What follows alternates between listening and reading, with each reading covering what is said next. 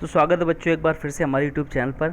आप आज मैं आपको लोक शिक्षण संचालनालय मध्य प्रदेश भोपाल के द्वारा जो नैस होता है, इसमें नैस बोला जाता है, NAS का जो एग्ज़ाम्स चल रहे हैं, राष्ट्रीय उपलब्धि सर्वेक्षण 2021 का practice paper second practice paper का आज मैं एक पेपर लेके आया हूँ। उसके साथ मैं आपको आंसर भी बता दूंगा कैसा है। तो आज हमारे पास विषय गणित का कक्षा 10वीं का क्वेश्चन पेपर है, साथ में आपका आंसर भी होंगे। तो चलिए मैं आपको बताता हूँ कैसे आते हैं। इस पुस्तिका में आपके टोटल 70 क्वेश्चन आएंगे। आपको इसमें 120 मिनट मिलेंगे, इसका मतलब आपको 2 घंटे मिलेंगे। इसमें ऑप्शंस रहेंगे सीधा ABCD, उसमें से आपको चूज़ करना है। तो मैं आपको सीधा क्वेश्चन के लिए लेके चलता हूँ, क्वेश्चन की ओर लेके चलता हूँ। क्वेश्चन कैसे आएंगे, तो पहला क्वेश्चन है आपका कि एक घन की एक वर्ग फलक का क्षेत्रफल 6 सेंटीमीटर है। इस घन की पृष्ठीय क्षेत्रफल ज्ञात करो। तो पृष्ठीय क्षेत्रफल आपका मैं आपको सीधा आंसर बता देता हूँ इसमें कि आपका आंसर हो जाएगा C। ये आपका आंसर हो गया है। और अगर आपको डिटेल में चाहिए वीडियो कि आपको पूरा सॉल्यूशन कैसे निकालते हैं और उसकी डिटेल में वीडियो चाहिए तो आप कमेंट में कर दीजिए, और मैं उसके बारे में भी आपको मैं पूरी डिटेल वीडियो बना दूंगा। सारे के सारे क्वेश्चंस आंसर की क्या आंसर्स कैसे होते हैं पूरा फुल सॉल्यूशन दे दूंगा। और आपको वीडियो पसंद आ रहा हो तो प्लीज़ को लाइक कीजिए, साथ में चैनल को सब्सक्राइब करना ना भूलें। चलिए दूसरे क्वेश्चन के लिए चलते हैं। एक वर्गाकार कागज़ की एक बार मोड़कर उसके कोनों को बिंदु वाली रेखा पर काटा गया है, जैसा कि नीचे दिखाया गया, जैसे आपको दिया हुआ है। तो आपको क्वेश्चंस है, क्या क्या क्वेश्चन है कि जब कागज़ को खोला जाए तब इस नए आकार की कितनी भुजाएं बनेंगी। भुजाओं को ज्ञात करना है आपको, तो दूसरे का आंसर आपका हो जाएगा B, 8 बन जाएंगी। तीसरे देख लेते हैं। दो बेलनों की ऊंचाई का अनुपात है 1:2, पर उनका आयतन बराबर है उन बेलनों के आधारों के क्षेत्रफल का अनुपात ज्ञात करना है। आधारों के क्षेत्रफलों का अनुपात ज्ञात करना है, तो आपका आंसर हो जाएगा 2:1। ये आपका आंसर हो जाएगा। चलिए आगे बढ़ते हैं, चौथे की ओर लेके चलता हूँ। फोर्थ क्वेश्चन है कि एक कंपनी ने 1996 में 775 गाड़ियाँ बनाई, तो और एक रिपोर्ट के लिए इस संख्या की करीबी सैकड़े में बदल गया, मतलब इस संख्या का जो होता है सैकड़ों में बदल गया। रिपोर्ट में गाड़ियों की संख्या ज्ञात कीजिए। गाड़ियों की संख्या ज्ञात करना, सैकड़ों में बदल गया, तो आपका आंसर क्या हो जाएगा चौथे का आपका आंसर हो जाएगा 17,200। ये आपका आंसर हो गया। आगे है कि त्रिज्या 16 सेंटीमीटर वाले एक ठोस गोले को पिघलाकर त्रिज्या 4 सेंटीमीटर वाली ठोस गोलियां बनाई। एक बड़ा गोला है 16 सेंटीमीटर, उसमें 4 की गोलियां बनानी है, तो टोटल गोलियों की संख्या कितनी होगी। तो पाँचवें का आपका आंसर हो जाएगा 64। सीधा सीधा आप देख सकते हैं, वैसे 16 चौको 64 ऐसे भी कर सकते हैं, बट ऐसे नहीं होता है। एक थोड़ा डिटेल चेक करना पड़ेगा आपको कैसे सॉल्व होता है। ऐसे नहीं होता है जैसे मैंने आपको बता दी, बट ऐसे दिख रहा है। छठवें की बात कर लेते हैं। अगला है कि 3x - 7 को डिवाइड करना है काय से, 2x से, इक्वल टू 2 हो तो x बराबर क्या होगा आपका। तो x बराबर आपका सीधा आंसर हो जाएगा -7। अगर -7 x यहाँ पर रखेंगे तो 7 यहाँ रख देंगे, -7 21 रखेंगे यहाँ पे 3x की, यहाँ पे x यहाँ पे अगर हम -7 रखते हैं तो 7 या 21 ये हो जाएगा, माइनस का 21 और 28 हो जाएगा, ये अपना प्लस का दोनों -28 हो जाएगा आपका आंसर। और यहाँ पे 2 से हम कर देंगे डिवाइड, तो x की यहाँ पे 2 7 दूनी 14 14 ये हो जाएगा, 14 दूनी 28 ये आ जाएगा आपका। तो x बराबर आपका 2 निकल आएगा। तो x की यहाँ पे माफ़ी चाहूँगा पूरे का बराबर आपका 2 निकल आएगा और x यहाँ पर 7 आ जाएगा। इसको सॉल्व करके देखना आप, आ जाएगा। ये समीकरण है, समीकरण को हल करेंगे तो क्या क्या निकलेगा, x बराबर क्या निकलेगा। श्रीधाराचार्य विधि यूज़ कर सकते हैं आप, जो भी आप करके देख सकते हैं। अगर आपको करना आता हो तो बिल्कुल क्लीन कीजिए। और 7वें का आंसर आपका C हो जाएगा। 8वें की बात कर लेते हैं। तीनों कोणों के माप इनमें से कौन कौन हो सकते हैं। त्रिभुज के तीनों कोण इनमें कौन कौन से हो सकते हैं, आप गिन के पता कर सकते हैं कि तीनों कोणों का योग होता है त्रिभुज का 180 डिग्री। आप इनमें से गिन के चेक कर लीजिए कि टोटल अगर 180 हो रहा है किसका हो रहा है, वही आपका आंसर हो जाएगा।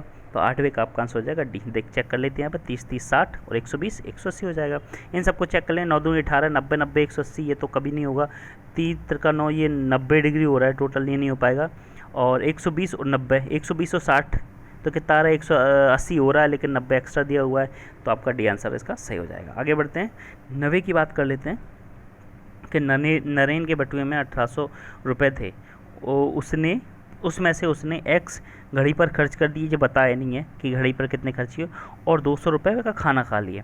नीचे दिए गए विकल्पों में से कौन सा विकल्प बटुए में बचे हुए रुपए का सही दर्शाता है। इनमें आपको बताना है कि कौन सा वाला सही है आपका आंसर है। तो 90 का आपका आंसर हो जाएगा ए, क्योंकि 1800 में x खर्च कर लिए काय पे, 1800 माइनस x हो गया खर्चा, उसके बाद 200 और माइनस कर दिए तो 18 की जगह कितने बचेंगे ये यहाँ से 1600, 1600 माइनस x, तो ये आपका आंसर ए।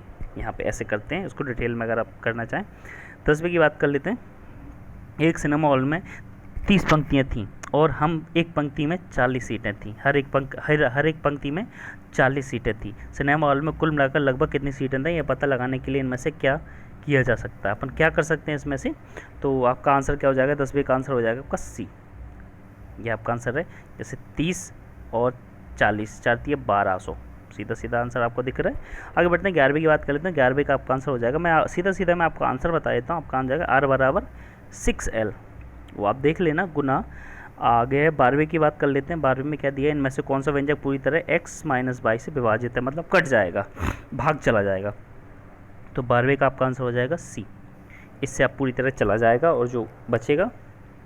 अगला है कि एक पशु आश्रय घर में 6.15 लाख मतलब 6,15,000 रुपये में एक वैन खरीदी। आश्रय घर पहले ही इतने रुपए का भुगतान कर चुका है, मतलब कितना भुगतान कर चुका है, 1,50,000 का भुगतान कर चुका है। अब कितना बचा, आप उसको कितना देना है इसको। 13वें का आपका आंसर हो जाएगा डी। सीधा सा देख लेना आप कितना है, कि सीधी सी बात है 6 पॉइंट इतने में आपको कितना करना है, 1,50,000 माइनस करना है। तो जितने बचेगा आपको वो आपका आज आंसर आ जाएगा। चलिए आगे बढ़ते हैं, 14वें क्वेश्चन को देख लेते हैं। पाने के लिए 6.807 इंटू 10⁻10 पाने के लिए आप इतने को 6.807 इंटू 10⁻6 को किस संख्या से गुणा करेंगे। इसमें कौन सी संख्या से गुणा करेंगे कि हमको ये आ जाए, मिल जाएगा। तो आपका आंसर आ जाएगा देख लेते हैं कौन सा आंसर आएगा आपका, 14 का आंसर आएगा आपका डी। इसको हम इंटू करेंगे ना, तो ये इसमें अगर आप इतने इस वाले का इंटू करेंगे ना तो आपको आंसर मिल जाएगा। इसमें ये इंटू करेंगे ना तो आपको ये आंसर मिल जाएगा। चलिए आगे बढ़ते हैं, 14 के बाद बढ़ाते हैं, 15 की बात करते हैं, 15 की बात कर लेते हैं। क्या होता है, त्रिभुज PQR दिखाया गया है, तो ST और PR जिसमें समांतर रेखा है, तो कोण QST का मान ज्ञात करना। कौन सा QST, इसका मान ज्ञात करना। क्वेश्चन मार्क दिया हुआ ना यहाँ पे, ये क्वेश्चन मार्क बना हुआ है, इसका आपको आंसर बताना है। तो मैं आपको आंसर बता देता हूँ सीधा। तो आपका इसका आंसर हो जाएगा बी, 60 डिग्री। 16वें की बात कर लेते हैं कि एक बेलन का आधार व्यास 14 सेंटीमीटर है, लंबाई 10 सेंटीमीटर और इस बेलन की पृष्ठीय क्षेत्रफल क्या होगा, पृष्ठीय क्षेत्रफल आपको ज्ञात करना है। तो आप इसका आंसर हो जाएगा आपका आंसर 748 सेंटीमीटर। 17वें की बात करते हैं। एक बस में कुल यात्री का 1/3 यात्री खड़े हैं, जितने भी यात्री हैं उनका 1/3 खड़े हुए हैं, ठीक है। हमने जो यात्री है उनको x मान लिया, ठीक है। और बाकी 60 यात्री बैठे हुए हैं, बाकी जो बचे हुए हैं ना वो 60 यात्री बैठे हुए हैं। बस में कितने टोटल यात्री हैं, तो आपको क्या चेक करना है, x बार निकालना है। तो इसका 17वें का आंसर हो जाएगा आपका सी, आप निकाल लेना। अगर आपको फुल वीडियो चाहिए तो आप बिल्कुल कमेंट में बोल सकते हैं कि हमको इसकी फुल वीडियो डिटेल में चाहिए, वीडियो सॉल्यूशन के साथ, तो मैं आपको वीडियो बना दूंगा। 18वें की बात कर लेते हैं। 18वें का आपका आंसर क्या होगा, दिए गए पैटर्न को देखिए। पैटर्न को देखना अपने को कैसे दिए हुए हैं, क्वेश्चन सब हैं। क्वेश्चन है कि अगर पैटर्न को आगे बढ़ाया जाए तो 4 और 5 के बिंदु की संख्या में कितना अंतर होगा। जैसे 4 ये आकृति अगला बनेगा, ऐसे ही बढ़ाएंगे आगे डॉट करके अगला बनाएंगे। जैसे पहले 1 थी, फिर ये 5 हो गई, फिर उससे बढ़ा दिया, फिर उससे बढ़ा दिया, फिर आगे बढ़ाएंगे। कितना रहेगा उसमें 18वें में, तो 18वें का आपका आंसर होगा 13। आगे बढ़ते हैं, 19वें की बात कर लेते हैं कि अतुल, जॉन, बिन्नी और अलेक्जेंडर के पास समान लंबाई की रस्सियाँ हैं। तो ये सारी दी हुई हैं। इसका क्या है, ये पूरा पढ़ लेना। क्वेश्चन है सबसे लंबी रस्सी का टुकड़ा किसके पास है। तो 19 का आपका आंसर हो जाएगा बी, जॉन के पास। चलिए 20 की देख लेते हैं। 20 का कहते हैं जिस वृत्त की परिधि 9 पाई है सेंटीमीटर, उसका व्यास कितना होगा। तो 20 का आपका आंसर आ जाएगा डी, 9 सेंटीमीटर। आगे बढ़ते हैं, 21वें की बात कर लेते हैं। 21 क्या है कि नीचे दी गई रेलवे ट्रैक की व्यवस्था डायमंड क्रॉसिंग है। ये जो दिया हुआ है ना ऐसा सारा, ये डायमंड क्रॉसिंग होती है डबल से। तो अब क्वेश्चंस देख लेते हैं। क्वेश्चन क्या कहते हैं कि इनमें से कौन सा ट्रैक 1 के लंबवत है, ट्रैक 1 के लंबवत है। तो आपका 21 का क्वेश्चन आपका आंसर हो जाएगा सीधा केवल ट्रैक 2 और ट्रैक 4। 22 की बात कर लेते हैं। नीचे दिए गए समांतर चतुर्भुज PQRS का क्षेत्रफल ज्ञात करना है। क्षेत्रफल क्या होगा, ताकि लंबाई भी दे रखी है उसमें 5 सेंटीमीटर, इधर ये 7 सेंटीमीटर 4 है, तो इसका एक तो ये है। तो मैं आपको सीधा आंसर बताता हूँ, 22 का आपका आंसर हो जाएगा 28 सेंटीमीटर सी।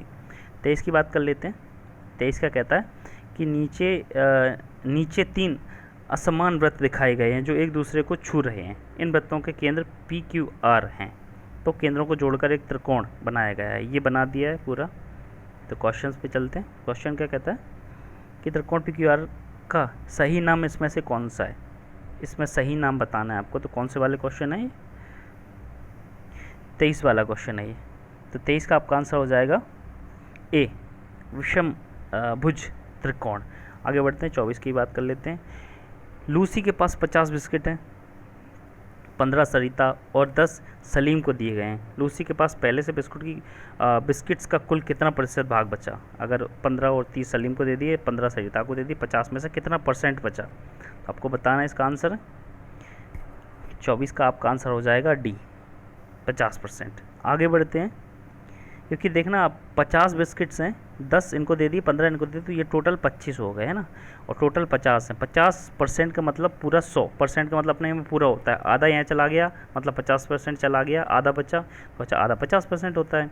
25 की बात कर लेते हैं कि इस आयत का परिमाप निकालना है। ये परिमाप निकालना है, ये आपको दे दिया है दोनों, एक सूत्र होता है उसके उस पर बेस पे निकाला जाता है। 25 का मैं आपको सीधा आंसर बता देता हूँ, इसका आंसर हो जाएगा 36 सी। 26 की बात कर लेते हैं। तो किसी संख्या के आधे को 16 से गुणा करें। किसी संख्या का आधा मतलब 1/2 से 16 से गुणा करें, पर गुणनफल 136 गुणनफल मिलता है। इसका 136 गुणनफल मिलना चाहिए, मतलब यहाँ पे x लगाना चाहिए। इसको सॉल्व करेंगे आप तो आपका आंसर मिल जाएगा। 26 का आंसर मैं बता देता हूँ सीधा सीधा, तो आपका 26 का आंसर हो जाएगा सी, 17। आगे बढ़ते हैं कि एक होटल में 3 कर्मचारी टीना, रोमा और बीना ने 48 रुपये की बख्शीश आपस में बांटनी है। मतलब जो टिप मिलती है ना, 48 रुपये मिले, उनको बांटना है। टीना को रोमा से 3 गुनी मिली और बीना को रोमा से 4 गुनी मिली, तो बीना की कितनी होगी?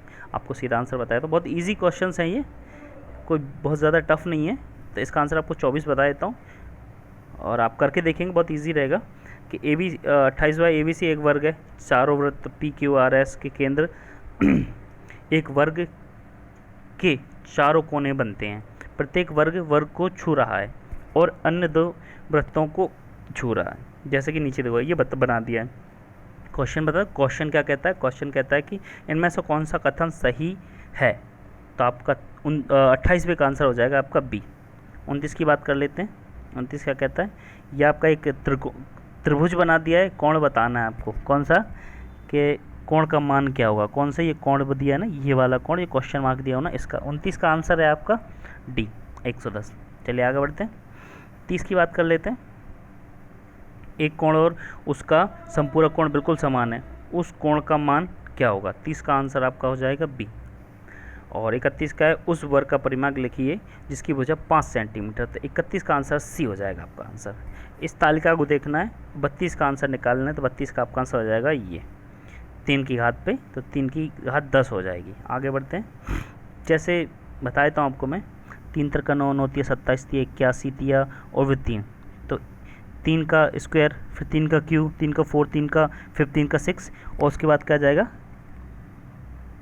तो ये आ जाएगा। जैसे कि हम देखते हैं 3 का एक बार पढ़ेंगे पढ़ा, तो 3 एकम 3, इसका ये स्क्वायर है, 3 3 9, 3 3 9 3 27, 3 3 9 3 27 3 81, और 3 3 9 3 27 3 81 3 243, ऐसे ही 6 बार पढ़े। एक बार 7 आ जाएगा ना, तो आपका ये जो आएगा आंसर आपका, वो आंसर आ जाएगा 32 का आपका आंसर आ जाएगा। क्या आएगा?